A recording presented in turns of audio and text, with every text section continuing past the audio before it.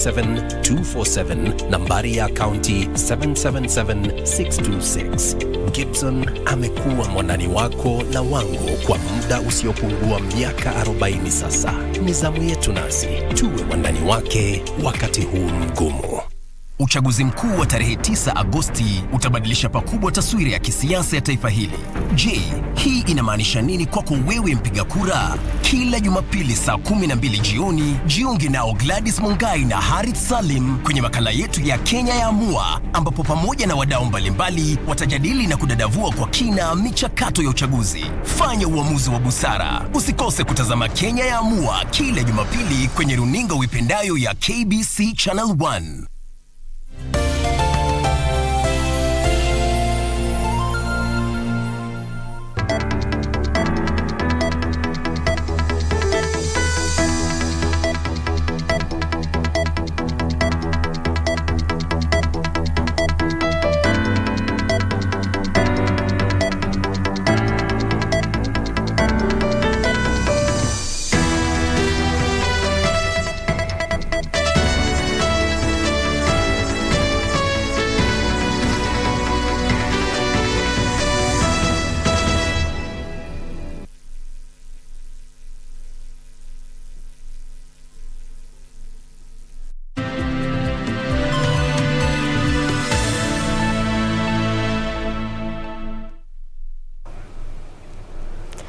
On the 29th day of May 2022, and we do come to you live from the broadcasting house here at the heart of Nairobi City. I am Nissy Imano. Byron Abuli is our sign language interpreter. Many thanks for joining us. Now, Deputy President William Ruto now says government should scale up relations with the religious fraternity in a bid to deal with social ills in the country. Ruto, who led the Kenya Kwanzaa team for a church service in Embu before a series of meetings in Kirinyaga, promised to elevate the place of religion in governance while calling on religious institutions to partner with the government.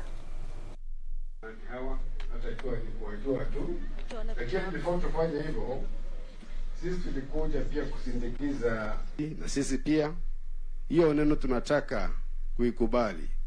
Ati kila mmoja wetu ako na tawatuma. Huu sio wakati wa kudunisha ushirika kati ya serikali na kanisa na dini. Huu ni wakati wa kuifanya iwe ama kuipeleka katika kiwango kikubwa zaidi. This is not the time for us to have issues between the church and the state or a religion with the government. This is the time to scale up. And I want to promise the religious fraternity in Kenya that the government of Kenya will look at ways on how we can scale up our relationship so that the government of Kenya can do more for the church and can do more for religion, so that we can promote our religious institutions, we can promote our churches, so that they can do more in building a society that trusts God and a society that is free of societal problems. We have many challenges as a nation, moral challenges, abuse of drugs, many other moral challenges that are weighing down our nation. Neno la Mungu linatueleza kwamba mahali wawili ama watatu wamekutana kwa jina la Mungu, Mungu mwenyewe atakuwa pale. So hata kanisa liwe ndogo kiasi gani, hata iwe ni ya watu watatu, haiwezi kufungwa kwa sababu kuna Mungu kule ndani.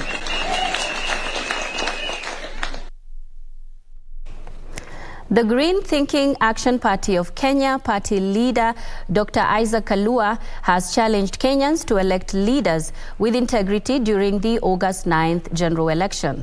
Speaking at Shitam Farm in Makuyu, Murang'a, during an avocado tree seedling distribution, Kalua urged Kenyans to evaluate leaders based on their ideologies and not on party affiliations.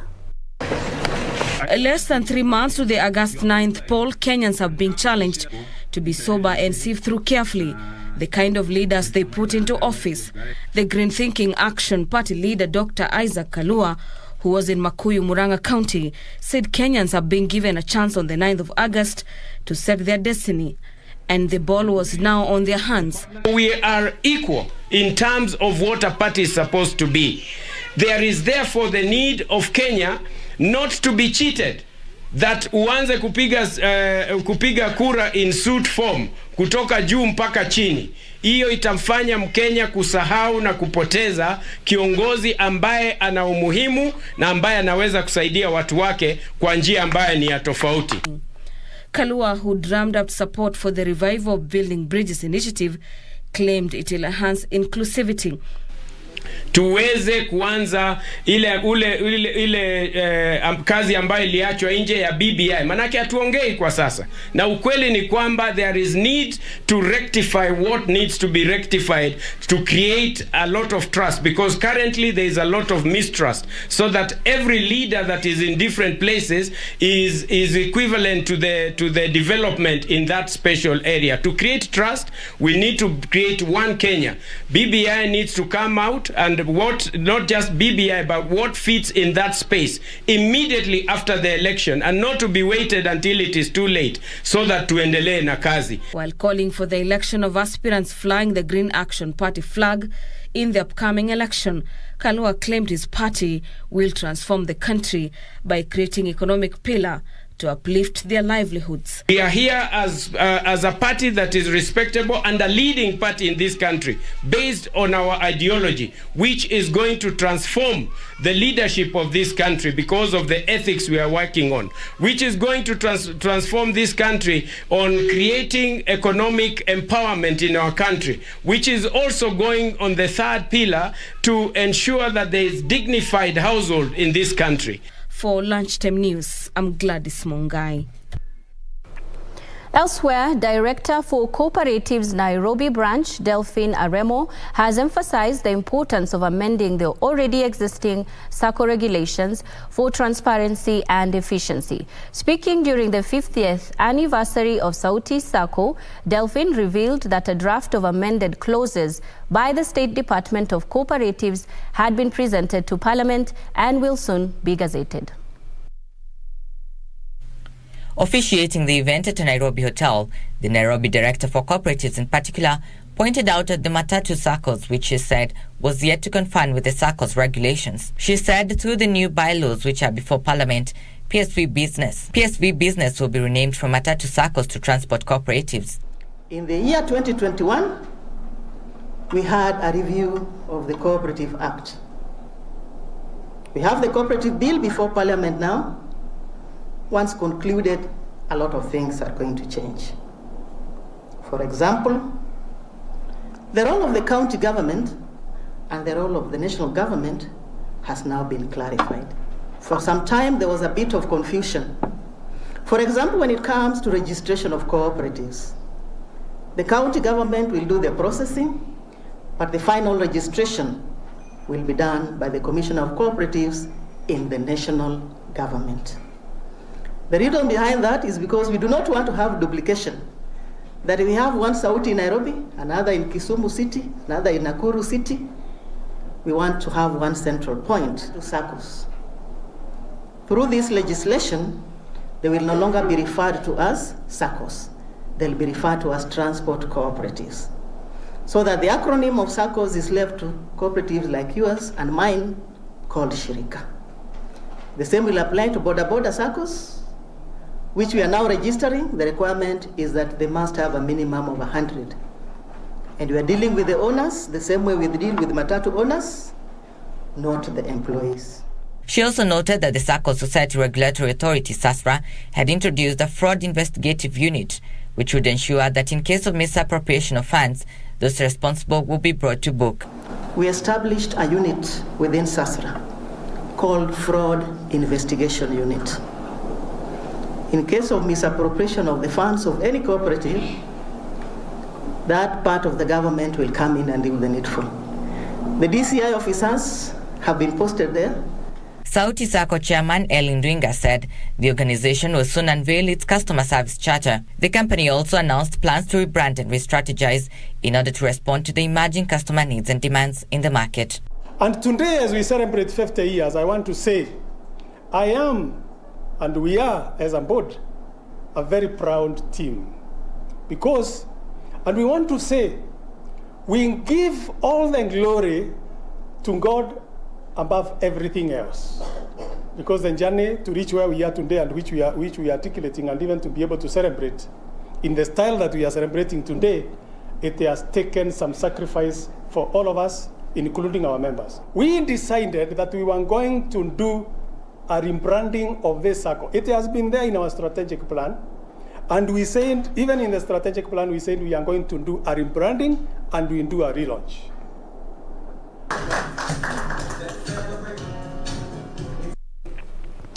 And in Makueni, an irate mob killed and later burnt the body of a man alleged to have defiled and killed 2 girls in Boni sub-county. The minors are said to have gone missing early in the morning before a serious search ensued, only for their bodies to be recovered inside the man's house. Trevor Ngendo has that report. It's the death of the 2 young girls, aged 6 and 9 in Boni village, that has left locals here baffled.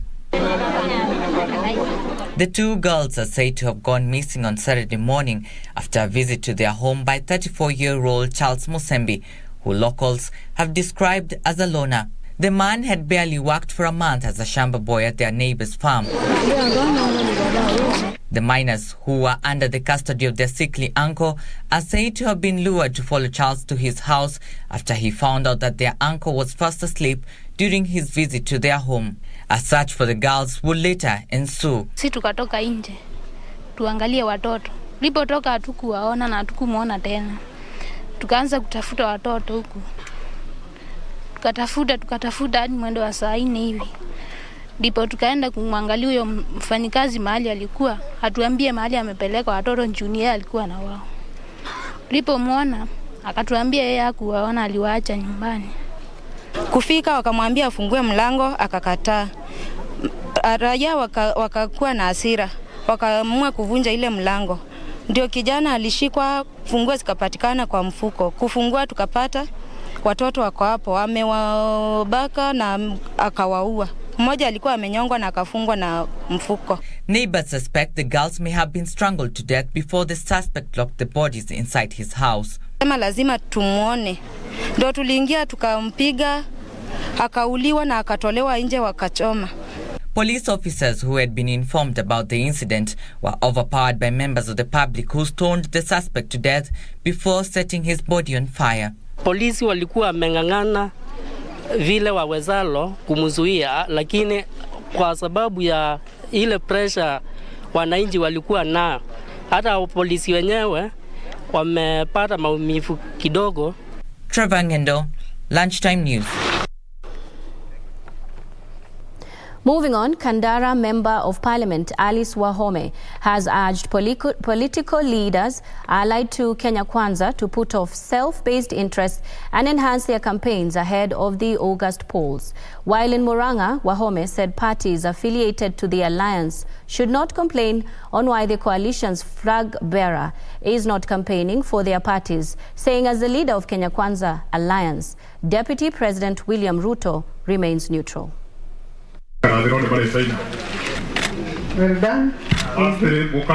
A section of political parties affiliated to Kenya Kwanzaa Alliance has raised concerns on why the Deputy President William Ruto was conducting campaigns under the United Democratic Party. Speaking in Murang'a, Kinora Member of Parliament Alice Wahome said the leaders should instead focus on ensuring the Kenya Kwanzaa alliance carries the presidential win in the August polls. It's a campaign period. Let us all go out. One, campaign for our presidential candidate, because on that score we are not in disagreement. We have one presidential candidate, and when we come to joint rallies, for sure, those who are UDA will speak to UDA supporters. Those who are other parties will also speak to their supporters, and they must not feel like we are not considering them. This is a campaign, and everybody must campaign for their party. Meanwhile, a section of aspirants in Makueni County under the United Democratic Movement has urged the Independent Electoral and Boundaries Commission to ensure a free, fair and credible election come August 9th. The aspirants, led by gubernatorial aspirant Professor Emmanuel Mutisia and senatorial aspirant Bob Kisulia, said the electoral body should ensure peaceful campaigns and a fair playing ground. Sisi tutafanya siasa za umoja, za usawa, bila chuki, bila vita, ndio tuendelee na kupeleka Makueni mbele na Kenya isonge mbele. Venye mmesikia kutoka kwa wale tuko lengo moja ya UDA, tumesema sisi Wakamba, na msidanganywe, tuko katika chama cha UDA. Tumekubaliana kama viongozi wa Makueni tuweze kuongea pamoja, tuweze kuongea na umoja, tuweze kukuza siasa za umoja. And the Muslim for Human Rights, in partnership with the Independent Electoral and Boundaries Commission, are advocating for a peaceful electoral process in the country through a peace caravan.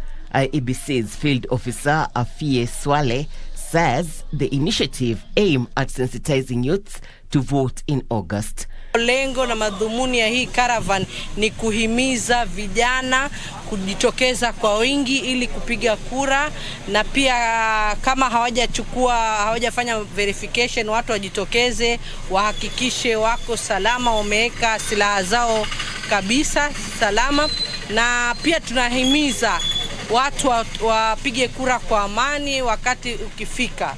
A section of Migori County elders has opposed the six-piece campaign agenda proposed by the ODM party leader Raila Odinga.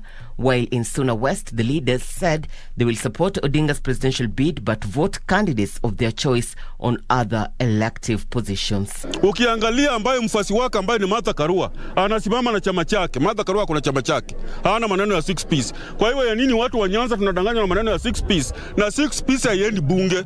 Yule mtu anaenda bunge for delivery of services ni yule mtu ambaye tunachagua. Hatuchagui suit ile inaenda wapi? Kwa bunge. Irene Mchuma, Udim, the Lunchtime News. Elsewhere, police in Makindu sub-county of Makueni County have launched a manhunt for a man who hacked a 29-year-old ex-wife. The victim is currently recuperating at Makindu sub-county hospital. Meanwhile, youths in Migori County have called for implementation of Campaign Finance Act to give all candidates a level playing ground in the polls. Details of this and more in our county's wrap. A 29-year-old woman is currently receiving treatment at the Makindu Sub-County Hospital in Makueni County after she was reportedly attacked by her ex-husband. Police in the region have launched hunt for a man who is still at large. Kama sio neighbors wake wangekuja, alikuwa anakuja kumaliza. Mtu anakipanga, anapanga na anakisu. Kwa hivyo alikuwa anakuja kumaliza, amalize watoto. So lazima police tuwaulize. We demand that you take serious these issues of domestic violence. Meanwhile, youth in Migori County have called for implementation of a Campaign Finance Act to give all candidates a level playing ground in the polls. Thank you. I'm Felix Okwanyo, ODM nominee Makala Kanyonanda Ward. I'm happy with the organizers of the event of today, and I only have two issues to hear. First, about youth in politics, it's all about how you carry yourself. Because today I'm very happy man, and sitting speaker, it wasn't an easy task, but I worked out with a lot of courage, and I've managed it. So I'm urging my fellow youths, leadership is a call from God. If you feel fit for it, just move out, talk to your people, convince your people, irrespective of your financial muscle. It's a matter of how you talk to your people. Elsewhere, stakeholders in the education sector from private institutions have raised concerns over mixed signals by a section of presidential aspirants over the fate of new CBC curriculum. Stakeholders led by ACK Nairobi Archbishop Joel Waweru said this move is likely to cause confusion just as the curriculum is about to take off. The system is not there to favor anybody. The system is there to favor Kenyans. So if you come to abolish that which has been established by somebody else, it is very unfortunate. If I was a politician and I'm coming to fight a system that is already there, I would rather improve it, not come and throw it away. So we would want whoever takes the government, come and develop and grow that system. Tour guides and drivers drawn from East African community have joined hands to work together in an effort to facilitate professionalism in the sector and boost tourism within the region. Speaking during a workshop that brought together tour guides and drivers drawn from Kenya, Uganda, Burundi and Rwanda, the team called for the shelving of competition among the member countries. So this is a very, very important meeting. It was rich because we talked about what we can do as East Africans to make East Africa one destination. And finally, Cabernet Deliverance Church in Baringo County has distanced itself from a pastor who allegedly burned the feet of 3 students for allegedly stealing cakes. The church, while condemning the heinous act meted on the minors, claimed the said pastor Joseph Muduma was a choir leader who left the church 2 years ago. We have an order of how to ordain ministers. This man is a pastor, he has not been ordained. We ordain ministers. We install ministers. And the man supposedly to have been reported to be a pastor in Deliverance Church is not a pastor in Deliverance Church. He's not pastor.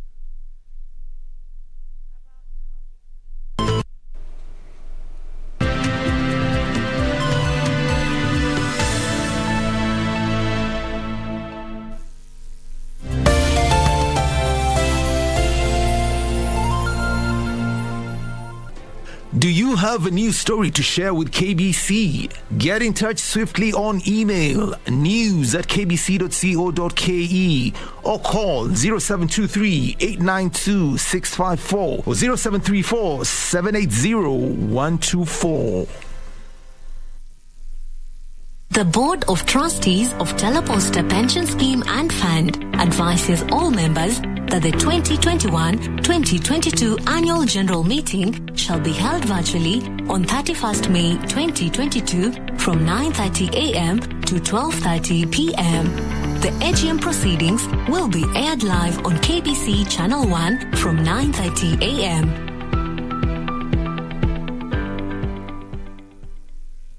Uchaguzi mkuu wa tarehe 9 Agosti utabadilisha pakubwa taswira ya kisiasa ya taifa hili.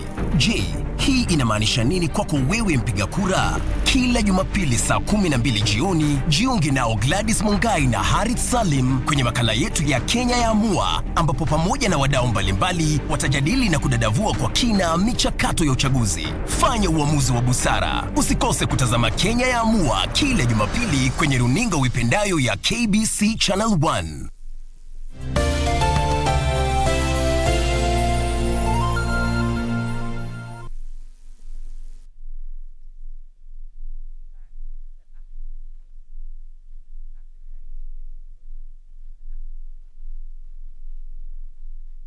Welcome back. Thank you for staying with us. Now, gospel singers and leaders in Baringo County and its environs are using music to preach peace in the region.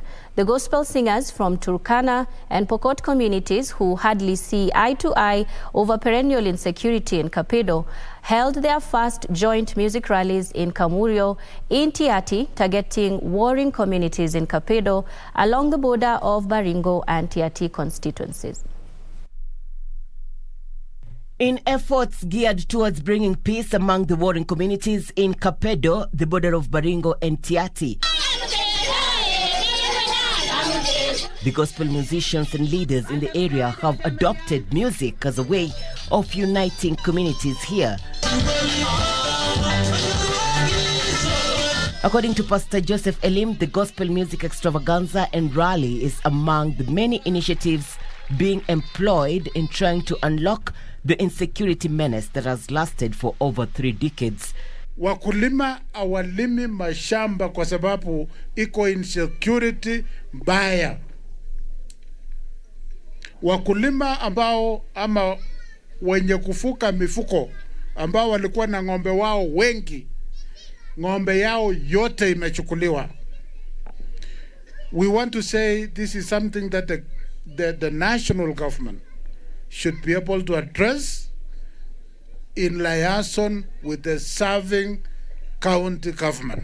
Area leaders led by Tiati Member of Parliament William Kamtet, Tirioko MCA Sam Lokales, and UDA Baringo Deputy Governor nominee Charles Kipgok lauded efforts by the community to bring sustainable peace. Tunataka kuimba nyimbo za amani kati ya Wapokot na Waturkana na jamii zote ambayo ni jirani katika pande hii. So ukienda pale Lokori, waambie tunakuja kuimba pia nyimbo za amani. Tunataka watu wetu au waimbaji wote wapeleke Lokori au wengine wakuje pande hii. Nyimbo itaunganisha watu zaidi kama vile mchezo inaunganisha watu. Na tunataka tuwaeleze majirani wetu, wawe wa Turkana, wawe wa Marakwet, kwamba tunahitaji kupendana. Hii mambo ya vita kidogo kidogo haisaidii chochote. Inaharibu uhusiano, inaharibu maendeleo, inaharibu biashara ambayo ingeweza kufana katika eneo hizi zote. They also called on the national government to beef up security in the area to end banditry attacks, which they say have contributed to underdevelopment. The music extravaganza comes barely a fortnight after one person was shot dead while another was injured in Kapedo.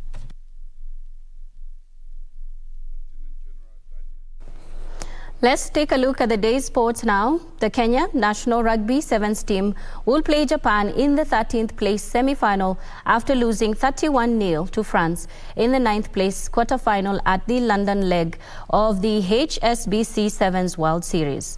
It was the 4th straight loss for Kenya in London, having lost all 3 pool matches. Kenya began the London leg with a 17-14 loss to Ireland before suffering a 26-0 loss to Argentina. Shujaa then went down 24-21 to South Africa before being relegated to the 9th place quarter-final. After London, the Kenya team will return home to prepare for the final leg of the season to be held in Los Angeles in August.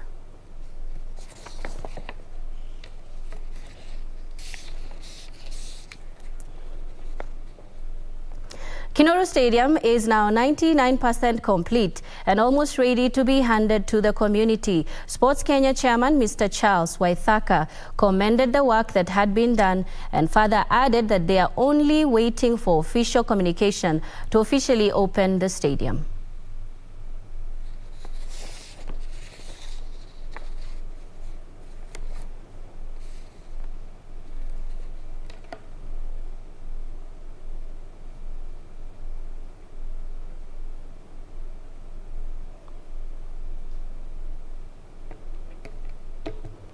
I want to say that this stadium has achieved its international standard, and it is going to open this place for economic support to the community. First, there will be international teams that will be coming in here. There will be local teams that will be training here. And it's going to create a lot of activities around economic areas of this praise. So it's a game changer. The second thing is that this facility will have provided a lot of employment to the people. As you can see, all these people who have been constructing here have been tapped. It's a resource that have been tapped from the community and has created a lot of employment. This facility would comfortably host around 30,000 people. And therefore, this will be a game changer. Gor Mahias will come here, Harambee Stars will come here, teams from all over the world will come here. And therefore, what we are saying in terms of economic robust economic activities of this praise is really going to activate so many activities.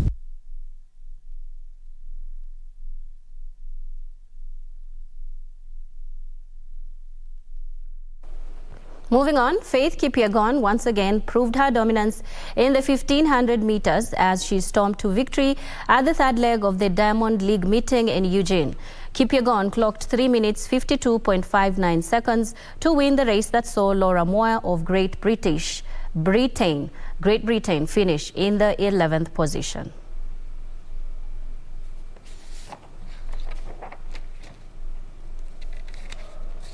Again win the 1500 meters at the Eugene Diamond League, the third stop of the Diamond League series. Has broken 4 minutes at 1500 meters so far in 2022, and she's going to destroy. Kipyegon finished ahead of Gudaf Tsegay of Ethiopia, who was second, while Gabriela Stafford of Canada came third.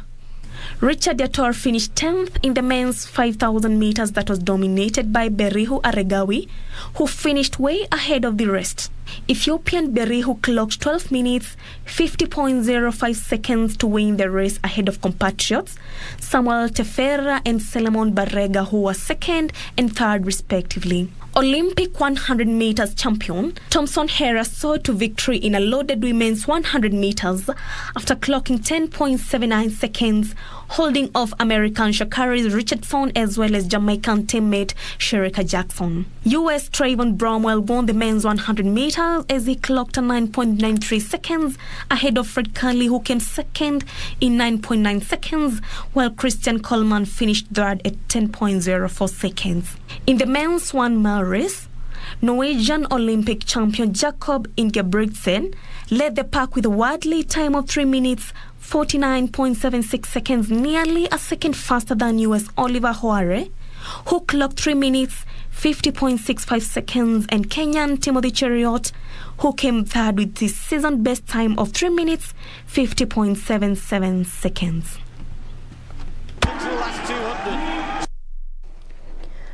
Let's now link up with our team that is at the Bomas of Kenya. Moki is on standby to give us an update. He joins us live.